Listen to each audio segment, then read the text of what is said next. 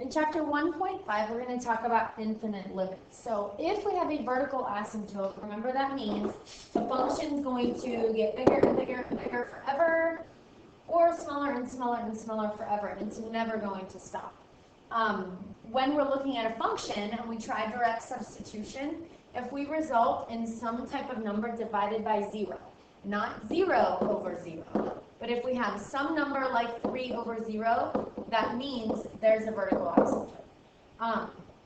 So the way we're going to write this is when we're finding limits, we're going to write the limit equals infinity. And although this kind of looks different, we're not used to seeing that.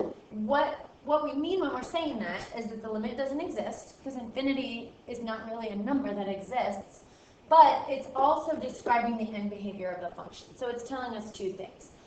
So this still means the limit does not exist, but it kind of tells us why, because it goes on forever and ever. If it went down forever and ever, we would say it goes to negative infinity. So here are some examples. If they asked us to find the limit for A, we would just have to say it does not exist, because it goes to negative infinity and to positive infinity. For B, we would say the limit of this function as x approaches 1 would be infinity, because both the left and the right approach infinity. Now, if we went back and asked a different question, if we said, what is the limit of this function as x approaches 1 from the right, now we only come in from the right, and we would say it is positive infinity. And remember, that means the limit doesn't exist, because it goes bigger and bigger forever. So sometimes we're going to have to find a vertical asymptote just by looking at the graph of the function. So a vertical asymptote is going to occur anytime the numerator equals a number and the bottom equals 0. So first we need to kind of figure out when does the bottom equal 0. And so if we set that equal to 0, we see that it occurs when x equals negative 1. So if we plug negative 1 into this function, we see that we get 1 in the numerator, and when we plug in negative 1 right here, we get 0. 2 times 0 is 0. That means x equals negative 1 is a vertical asymptote. If we look at number 2, we see that we have discontinuities at plus or minus 2. And what we need to be careful of, though, is if we plug 2 in and negative 2, one or both may not result in a number over 0. So let's go ahead and factor the numerator here, and we're going to get x plus 4, x minus 2, all over. If we factor the denominator, we'll get x plus 2, x minus 2. So we can easily see that, okay, if we plug 2, positive 2, in, we'll get 0 over 0, and that is not a vertical asymptote. So the quickest way to do this is to go ahead and cancel, and anything you're left with results in a vertical asymptote. So because the denominator equals 0, when x equals negative 2, that is my only vertical asymptote. If I plug negative 2 in up here, I'll get 2 over 0, and 2 over 0 results in a vertical asymptote. So some properties of infinite limits. If C and L are real numbers, if the limit of f is infinity and the limit of g is some number, even though infinity is not a real number, we can kind of treat it as a number. So because the limit of f is infinity and the limit of g is some number, if I take a really big number and add or subtract to it, it's still really, really big.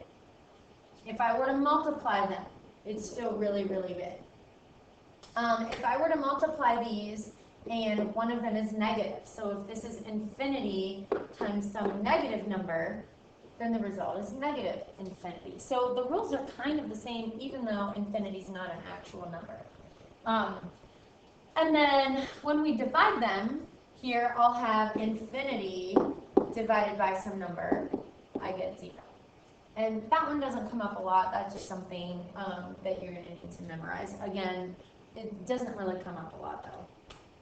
So here, if we're finding the limits, I can find the limit of each piece individually. So the limit of a constant is just that constant.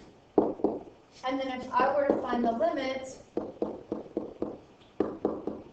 of this, I'm going to have 1 divided by 0. That means there is a vertical asymptote at x equals 0 because that's what I plugged in to get 0 in the denominator. So now I just need to figure out, does it go to a positive infinity or negative infinity? And for that, I can just make a table. So I want to go towards 0 from the negatives and from the positives. So you could just look at a table and you can plug in some numbers. If I plug in -2, I'm going to get 1 over 4. If I plug in -1, I'm going to get 1. And because that's getting bigger, that means it's approaching positive infinity. If I were to come in on the other direction, when I plug in 1, I get 1. When I plug in 2, I get 1/4. Again, that's also getting bigger. So because both sides are approaching infinity, the limit of this is infinity. So 1 plus infinity is infinity. So the only purpose of this table is to figure out if it's going up or down. I know there's a vertical asymptote, which means it's got to go to either positive or negative infinity. I use this to realize that the function is going up as I get closer to 0 from the left, and also up as I get closer to 0 from the right. If I look at the next one, again, we try direct substitution. We get 2 all over the cotangent of pi. Well, cotangent is going to be 1 over tangent. And if I plug in a 1 there, I get the tangent of pi. If you're not used to working with tangent, you can use sine and cosine. So we can actually look at this as cosine of pi over sine of pi. And if we simplify this, pi, we could just plug in our values. So pi is over here. My coordinates are -1, 0. So we have cosine and sine. So we have 0 over -1 times 2.